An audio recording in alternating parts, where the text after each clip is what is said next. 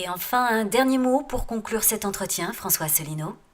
Ce qui me donne du baume au cœur, c'est que les statistiques de l'Organisation internationale du tourisme ou de l'Organisation mondiale du tourisme, l'OMT, sont sorties il y a quelques jours et qui montrent que la France est de nouveau, pour la énième année consécutive, est de nouveau la première destination touristique mondiale et que l'Espagne a dépassé les États-Unis d'ailleurs comme deuxième place de destination touristique mondiale.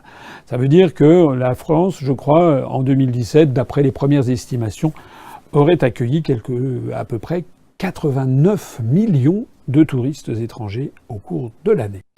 Pendant l'année 95, j'avais été directeur de cabinet du ministre du Tourisme sous le gouvernement de Juppé I, et je me rappelle qu'à l'époque, la France était déjà la première destination touristique mondiale avec à peu près 73, 75, 76 millions de touristes par an. Maintenant, on en est à peu près 14 à 15 millions de touristes supplémentaires, donc en l'espace d'une vingtaine d'années, de 23 ans.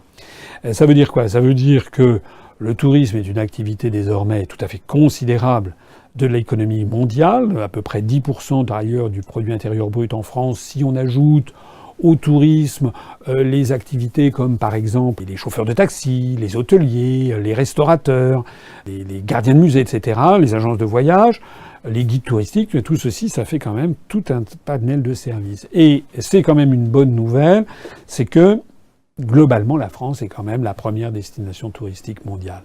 Alors moi, je suis suffisamment présent pour souligner les drames que nous vivons, que nous traversons. Voilà quand même une bonne nouvelle, c'est que la France, quand même, reste un pays qui attire beaucoup le monde entier, qui vient visiter. Mais ce que les Français doivent bien comprendre, c'est que les étrangers qui viennent en France, ils viennent visiter en France notre patrimoine national. Ils viennent pas en France parce que c'est Macron qui est à l'Élysée, hein. Non. Ni Philippe à Matignon. Non. Les gens, ils viennent en France pour découvrir nos gloires nationales.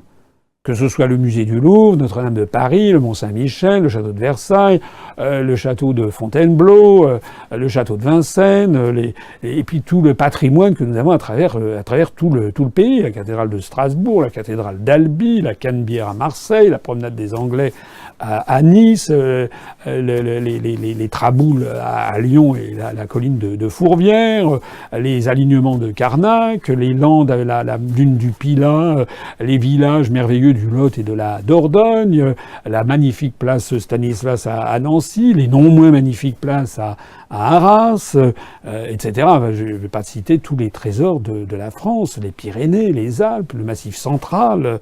C'est ça qu'ils viennent visiter.